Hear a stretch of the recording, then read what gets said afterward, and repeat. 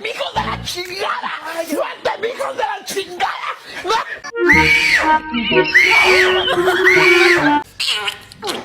Ay, cerrado.